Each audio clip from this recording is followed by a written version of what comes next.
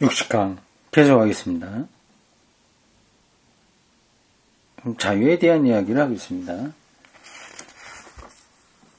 예수 그리스도가 우리를 자유하게 했다, 해방시켰다고 하는 이 구절을 어디에요? 이게 갈라디아서 5장 1절 이거를 피터 아이아가 신학적으로 인문학적으로 추적하고 있습니다. 283쪽 위쪽에 나오는 새로운 패러그래프입니다. 그러나 바울은 하나님의 일반적인 통치에 대한 선포자도 아니고 노동, 정치, 교육과 학문을 통해서 세워지는 자유의 날을 추구하는 근대적 계몽주의자도 아니다. 그렇죠. 물론. 그는 십자가에 달린 예수 그리스도 안에서 이루어진 하나님의 자기 헌신에 비춰볼 때 하나님의 통치가 무엇을 의미하는지를 밝히고 하나님에 대한 구약 성서적 진술의 의미를 해석한다. 맞죠? 공간복음서의 전승이 예수 그리스도의 선포, 행위 그리고 십자가의 길을 통해서 하나님이 어떻게 통치하고 하나님 나라의 내용이 무엇인지를 보여주듯이 바울도 어떻게 하나님이 역사의 주님인지를 알리고 낡은 세력들과 나란히 있는 하나의 새로운 세력으로서가 아니라 자신의 무력함을 통해서 하나님이 모든 세력들을 무력하게 만든다는 것을 선포한다. 자신의 무력함, 십자가의 죽음입니다. 그걸 통해서 십자가 처형시킨 이들이 더 이상 뭘 할 수 없다 않게 돼버리는 거죠. 세상 세력들이 무력해지는 거죠. 주님이신 하나님은 당신의 선택하고 사랑하는 아들 예수 그리스도 안에서 세상의 세력들에게 버림받음으로써 하나님은 십자가에서 그 권력들과 권세들을 발가벗겨 공공연한 구경거리로 삼으셨다. 하나님의 영원한 자아인 예수 그리스도는 이 표현이 좀 그러네요. 하나님의 영원한 자기 자신, 셀프, 보통 얘기하는 그건가요? 하나님의 영원한 자아인 이 표현은 조금 그렇습니다. 뭐 틀렸다고 하긴 그렇지만 다 이런 자아라는 인간학적 표현 단어로는 좀 기독교 신학과 영성을 말하는 건 좀 조금 이상해 보여요. 그래도 어쨌든 뭐 일단은 읽을 수 있습니다. 하나님의 영원한 자아인 예수 그리스도는 무력한 자로서 십자가에 달린 분으로서 죽었다가 살아난 분으로서 다스린다. 이 통치의 왕관은 가시관이고 그의 홀은 갈대다. 십자가에 달린 분은 하나님이 어떻게 다스리시는지를 계시하며 그의 부활에서 하나님이 이 사람이 누구인지를 계시한다. 십자가에 달린 분의 비참한 모습에서 하나님에 대한 모든 세상적 통치 표상들은 깨어진다. 권력 잡고 좌지우지하고 그런 세상 권력에 대한 표상들이요. 요한복음에 따르면 빌라도는 예수를 십자가형에 처하라고 부르짖는 백성에게 이 사람을 보라. 에케 호모 유명한 그 경고입니다. 경고라기보다도 뭐라고 해야 되나요? 하여튼 그 표현입니다. 라고 말하고 다시 보라. 너희들의 왕이 있다라고 말한다.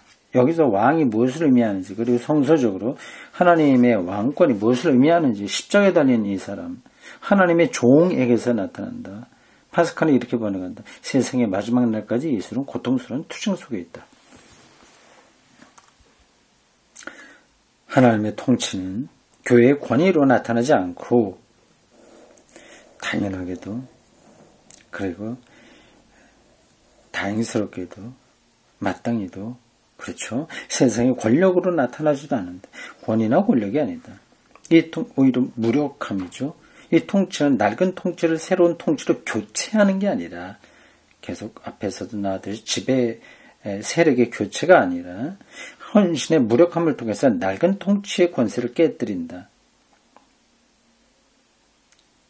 무력함을 통해서. 그러므로 이 통치는 참으로 무력한 자들, 소외된 자들, 강자의 업적에 의해서 억눌린 자들, 실제로 고난받은 자들을 위해서 인간들이 대리적으로 행동하는 데서 나타난다. 이래서 이제 이 사람의 신학이 해방신학적이라고 하는 겁니다. 가난한 자, 억눌린 자들을 위해서 투쟁하는 거죠. 그러므로 십자가로 가신 분이 자신을 나눠주는 데서, 다시 말해 성만찬에서 이 통치는 나타난다. 그리고 이 통치는 인간들이 약해지는 데서 강해진다. 약해지는 데서 강해진다.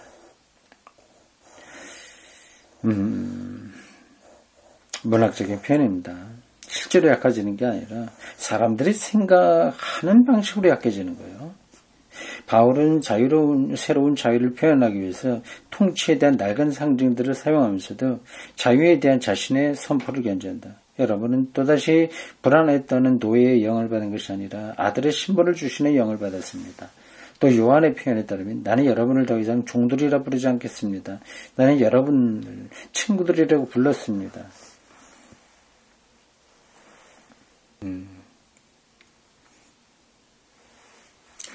재밌습니다.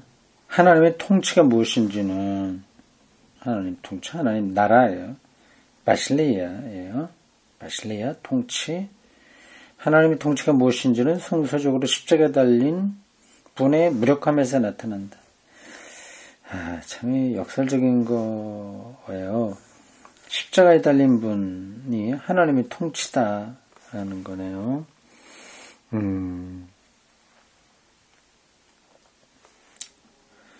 이걸 교회에서, 오늘 한국 교회에서 말하고 있을까요? 아니, 이걸 이해는 하고 있을까요? 말로는 십자가 진다고 얘기하지만 여전히 권력지향적이지 않습니까? 하나님의 통치는 새로운 통치로 수립하는 게 아니라 세상의 통치자들에 의해서 배척당함으로써 모든 낡은 통치들을 무력하게 만든다. 이게 실질적으로 어떻게 가능한지 이거를 붙들기는 그렇게 쉽진 않습니다. 배척당함으로써 낡은 통치들을 무력하게 만든다. 하나님의 통치는 자기 포기에서 성립된다. 그러므로 하나님이라고 불리는 분은 그리스도가 대변했던 이 땅의 무력한 자들을 고려하지 않고는 그리스도교적으로 이해될 수 없다. 교회의 권위와 통치 방식도 근대적인 통치 행태들도 이 통치 모습이 될 수 없다. 바티칸 교황권 이런 것들 다 배경에 놓고 하는 이야기입니다. 굉장히 권위적이죠. 굉장히 존경받고 있죠. 이 방식은 아니다 하는 겁니다. 복음서에 따르면 하나님의 통치는 이 통치들 아래서 고난받는 사람들의 모습에서 드러난다.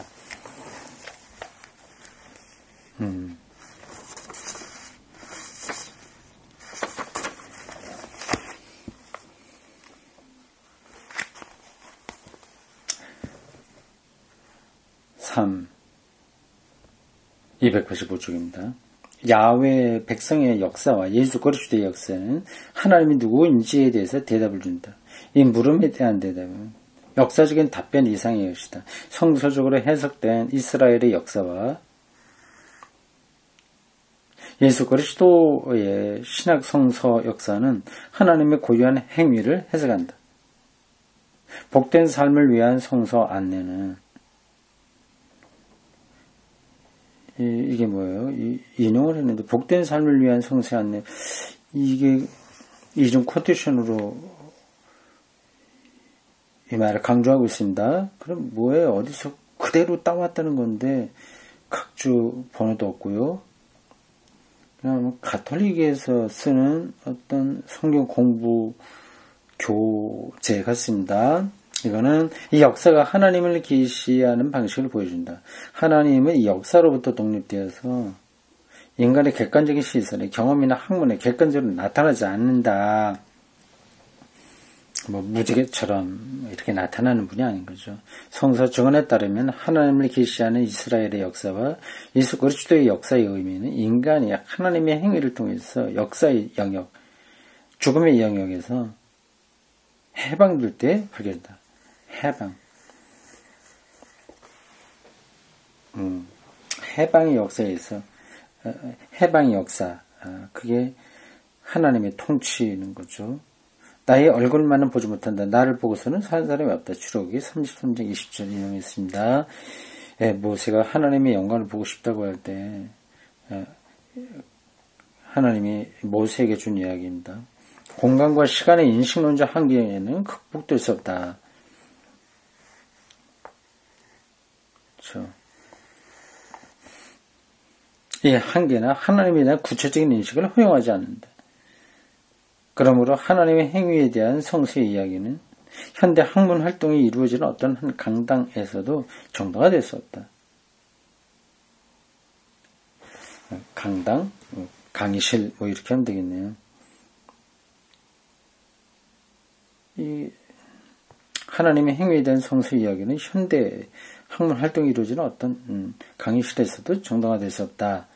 그러니까 시간과 공간 안에 딱 묶여 있지 않는다는 뜻인 것 같습니다. 성서복음은 처음에는 예언과 역사의 소식을 통해서 그리고 마지막에는 예수 그리스도의 말씀을 통해서 하나님 자신이 말씀하시게 함으로써 하나님이 우리에게 무슨 일을 하셨는지를 증언한다. 그 말씀이 이러한 증언된 역사 안에서 하나님의 행동하시고 하나님의 행위는 그의 말씀을 의지하는 사람들에게 하나님이 사람들을 위해서 어떤 분이 되려고 하시는지를 증언한다. 그러나 성서의 증언에 따르면 하나님의 행위에 대한 이러한 선포 내용은 살과 피로서로는 다시 말해서 인간의 능력으로 인식될 수 없고 하나님의 영 안에서만 밝혀진다. 하나님의 행위에 대한 선포는 믿음으로 하나님의 행위에 관여함으로써 이루어진다. 이 선포는 인간의 지혜가 아니라 하나님의 능력에 근거한다. 이 선포는 성수의 증언에 따르면 하나님의 영을 나누어 가짐으로써 가능해진다. 이 영이 믿는 자들을 사로잡는 데서 주의 영이 지배하는 데서만 자유가 있다. 고린도전서 3장 17절. 복음에 따르면 이 영이 예수 그리스도의 전 존재를 주도한다. 이 영도 시간과 공간 안에서 실제로 활동하는 그러한 분은 아니죠. 우리가 해명할 수 없는 방식으로 이 세상을 통치하는 영입니다. 마가복음에 따르면 이 영이 세례를 받을 때 그에게 임했다. 마가복음 1장 10절. 그리고 마태와 누가에 따르면 예수 그리스도의 영에 힘입어 태어났다. 예수 탄생 설화에 대한 이야기입니다. 모든 복음서들에 따르면 그는 영에 힘입어 살고 하나님으로부터 받은 그의 영을 제자들에게 나눠준다. 네. 문제는 없죠. 예, 그렇습니다.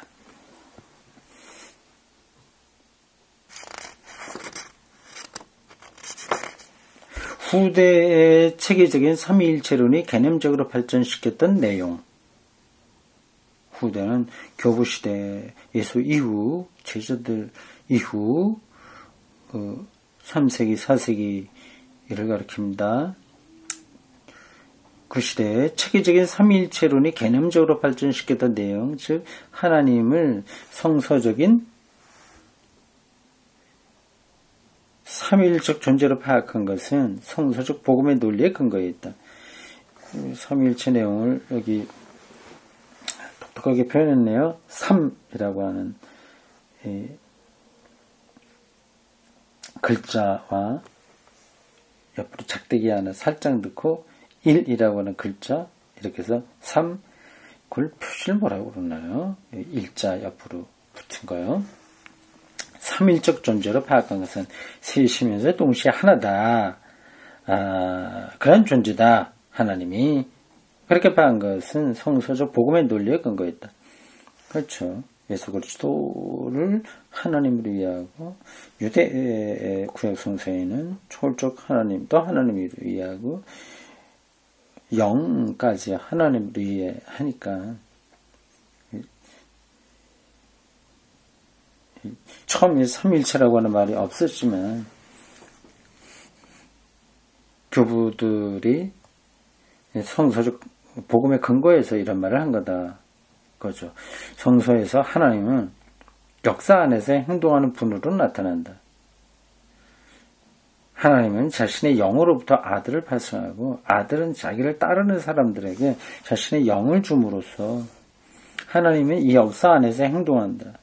성서는 하나님의 삼중적 행위로부터 아버지, 아들, 영, 삼중적 행위로부터 그리고 하나님은 우리에게 하신 일을 서술하는 형태 속에서 하나님을 해명한다.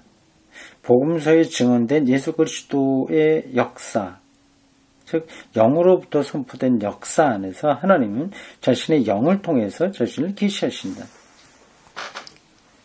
그 영이 눈에 보이는 건 아니죠. 가능하게 하는 힘을, 통치의 힘을 영으로 지금 표현하고 있는 겁니다. 어떻게 증명하냐?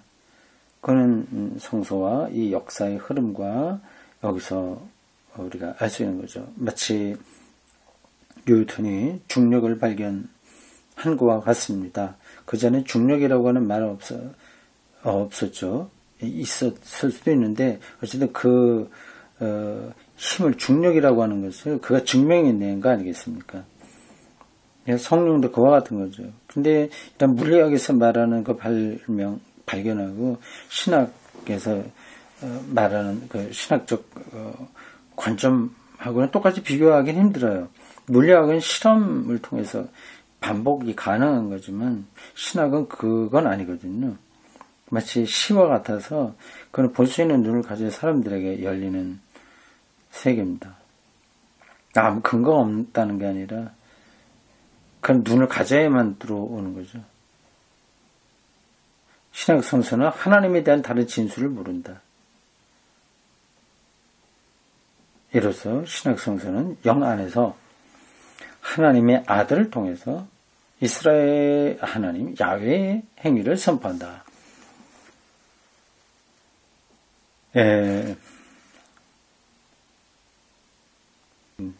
다른 문제 없죠? 여기까지요.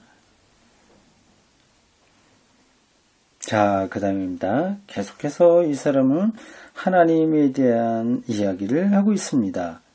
처음 시작할 때부터 그렇고 거의 지금 끝나갈 대목에 왔을 때도 여전히 그걸 붙들고 있습니다.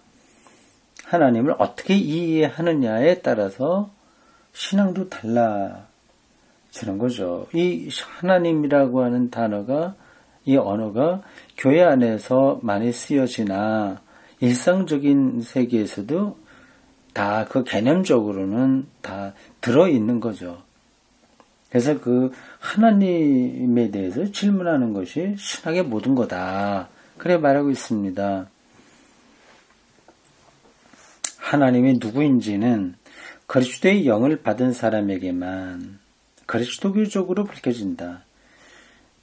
불교적으로는 뭐 다른 그쪽으로 밝혀지겠죠.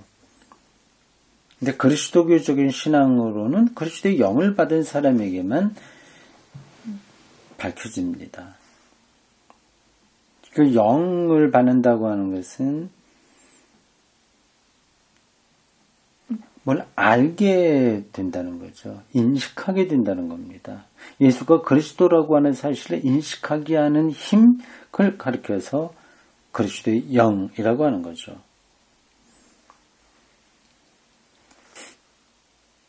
하나님이 우리에게 하신 일에 사로잡히지 않고서 삼중적인 하나님에 대해서 객관적으로 말하는 사람은 성서의 말씀에 따르면 지나치게 인간적인 지배 세력을 구축할 뿐이다. 이거를 뭔가 피터 아이어가 생각을 하면서 이렇게 표현하는 것 같은데 딱 들어오진 않습니다. 삼중적인 하나님에 대해서 객관적으로 말하는 사람이라는 게 뭘 가리키는지 말이죠. 그걸 따로따로 이야기한다는 걸까요? 하나님, 아들, 영 이걸 각각 따로따로 객관적으로 표현하는 그런 걸까요? 모르겠습니다. 바울은 이것을 간결하게 표현한다. 누가 만일 그리스도의 영을 모시지 않고 있다면 그는 그분의 사람이 아닙니다. 그러나 누가 그리스도의 영을 모시고 있느냐 하는 물음은 우리 시대를 위해서 성서를 총체적으로 해석하는 과제로 이끈다. 결국 그렇게 되는 거죠. 다 그리스도의 영을 받았다 하고 말을 하는데 실제적으로 어떤 영이냐 하는 것을 따져 물어야 되는 겁니다. 다르거든요. 기독교 신앙에 있으면서도 순전히 기복적인 데 빠져 있다면 그는 그리스도의 영을 받은 사람이라고 할 수 없는 거죠. 이걸 어떻게 분간하냐. 그것은 곧 성서에 대한 총체적인 해석이 필요하다고 하는 겁니다. 이 피타이어의 관점이 제 마음에 들어요. 부분적으로 조금 생각이 다른 부분이 있습니다만 기본적으로 그렇습니다. 저도 해석학적이다 그런 말을 많이 했죠. 성서 해석의 문제다고 하는 겁니다. 그러니까 당연히 문자적으로 떨어지면 말이 되지도 않습니다. 성서를 해석해야 되는데 그러려면 공부를 해야 되는 거죠. 그냥 가만히 있는데 성서가 해석되겠습니까? 그건 열광주의에 떨어진 사람들의 행태입니다. 그러니까 우리는 죽을 때까지 그리고 기독교가 존속되는 한에서 끊임없이 그리스도의 영을 받은 사람으로서 자리매김을 정확하게 하기 위해서 성서를 총체적으로 해석할 수 있는 능력을 키워야 된다. 이렇게 말할 수 있습니다. 우리의 자유를 규정하는 문제를 밝히는 자리에서 이 점을 지적하고 싶다. 뭘까요? 들어봅시다. 성서의 증언에 따르면 자유들에서 자유 그 자체로 이르는 길은 생각이 낼 수도 없고 만들어낼 수도 없다. 거의 이 자유는 이 사람에게서 하나님과 버금가는 차원입니다. 어떤 길을 딱 가면 자유로워진다? 그건 아닌 거죠. 가능하지 않죠. 오늘 현대인들이 자유롭지 않다고 하는 데서도 확인할 수 있습니다. 무지하게 많은 거를 성취했다고 하더라도 자유하고 거리가 멀죠. 만들어낼 수 없다고 하는 겁니다. 그 길은 하나님의 행위의 역사를 통해서, 다시 말해 예수 그리스도의 십자가를 통해서 열린다. 이 십자가는 무력함입니다. 버림받음, 배척받음입니다. 예수의 죽음을 본받아 죽는 사람만이 이 자유를 위해서 자유롭게 된다. 어떤 권력에 종속당하지 않는 삶, 오히려 그러한 것으로부터 배척되는 삶을 기꺼이 받아들이는 사람이 자유롭게 된다는 뜻입니다. 목회자의 경우로 말한다면 대형교회의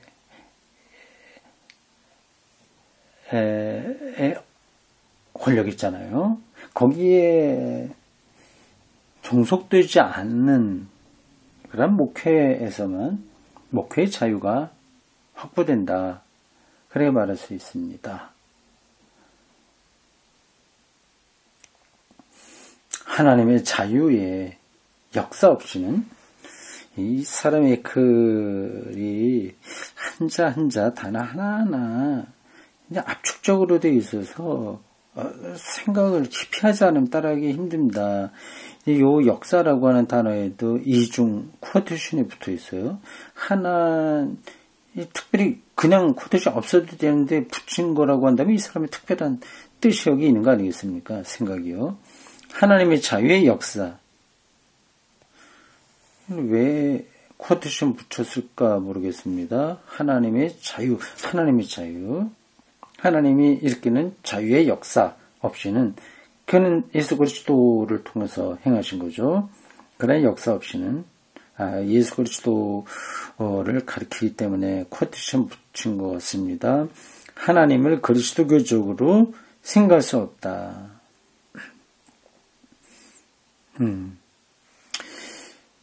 이 자유의 역사 안에서 하나님은 우리를 십자가에 이르기까지 선택하셨다. 그리스도교의 복음에 따르면 이 역사 속으로 들어갈 때 자유로 해방된다.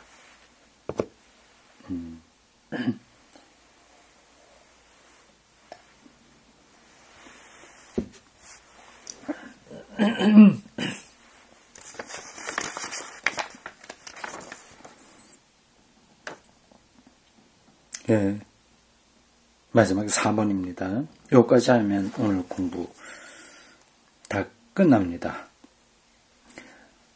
하나님론이 아니라 론 이렇게 붙으면 이제 학문적인 거죠. 어떤 이론을 가리키죠. 그게 아니라 하나님에 대한 론이 아니라 자유에 대한 이러한 구체적 규정에서 나온 행위만이 하나님 물음의 구체성을 충족시킬 수 있다. 여기까지 뭐 동의가 됩니다. 무죄, 전지전능 뭐 이런 식으로 하나님 론을 얘기할 수 있죠. 삼위일체론도 그렇고요. 근데 그게 아니라 하나님의 자유의 역사, 십자가에 달린 분을 통해서 행하신 하나님의 자유를 일으키는 역사, 거기서만이 하나님이 누구냐 하는 그런 물음이 실질적인 근거를 가질 수 있다고 하는 거죠. 그렇지 않으면 다 사변에 떨어지게 되는 거죠.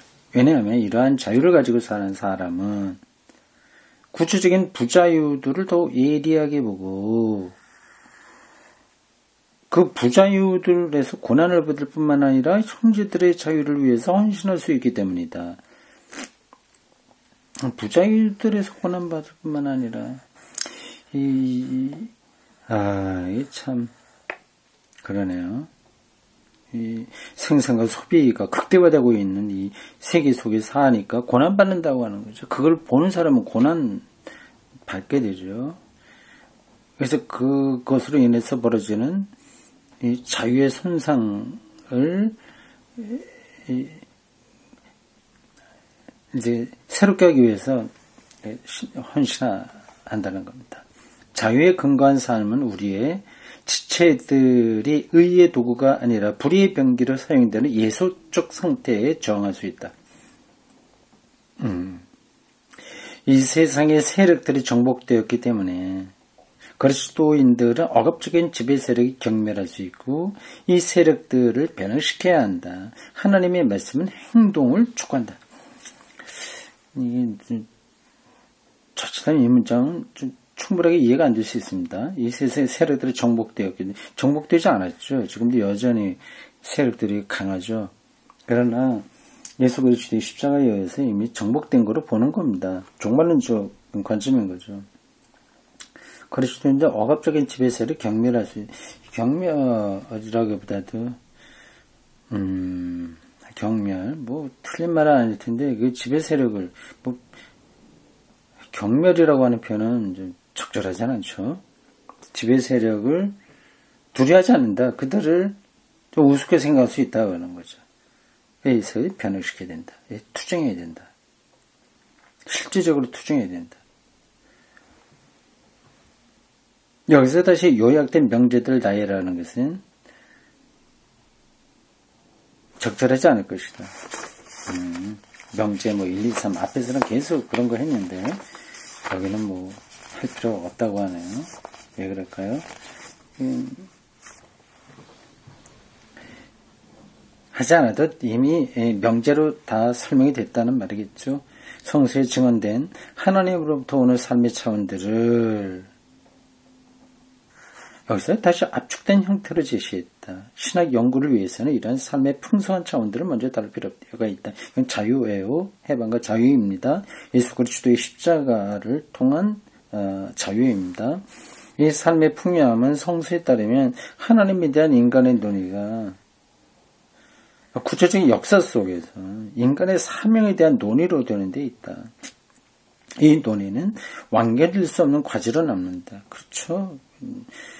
뭐 공산주의 혁명으로 끝나겠어요. 뭐 자연과학의 극도로 발달돼서 아무 불편 없이 사는 그런 미래로 다 끝나겠어요. 그렇지 않거든요. 하나님은 어떤 방식으로든지 파악될 수 있다는 의식을 가지고 신학의 입문서인 본수를 끝내기보다는 파악될 수 있는 의식은 아닌 거죠. 파악될 수는 없죠. 그게 아니라 루소의 말을 가지고 끝내는 게 더 좋을 것 같다.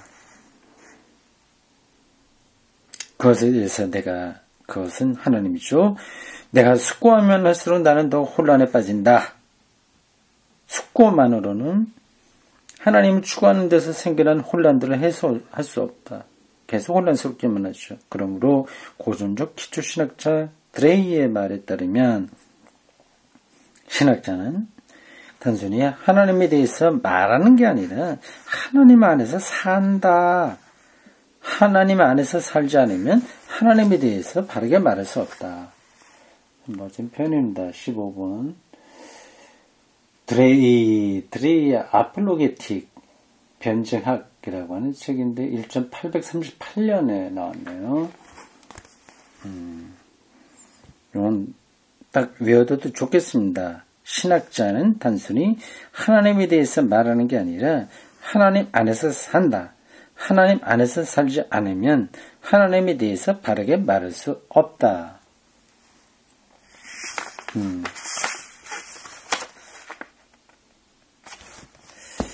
자, 오늘 여기까지 하면 되겠습니다. 마지막 장이 15장인데 그건 아주 짧습니다. 그건 한 번만 더 하면 이 책 다 마치겠습니다. 네, 고맙습니다.